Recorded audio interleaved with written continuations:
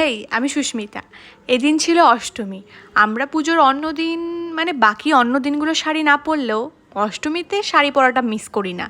মানে শাড়ি ছাড়া আমরা অন্য কিছু তো অষ্টমীতে ভাবতেই পারবো না, এরকম একটা ব্যাপার। আমি পরেছিলাম আমার ঠাকুমার একটা শাড়ি, আর আমার বোনেরা মানে সোকল্ড জেনজি বোনেরা ওরা বলে যে আমার চুজগুলো নাকি একটু বয়স্কদের মতো, মানে গান হোক, শাড়ি চুজ হোক, ড্রেসিং হোক, everything. Is it true guys?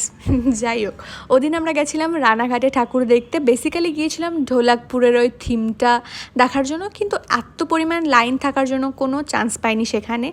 আর সন্ধ্যার সময় বা রাত্রে অষ্টমীর দিন বেরিয়ে পুজো মণ্ডপে যেই আরতিটা হয় ওটা মানে জাস্ট অসাম লাগে।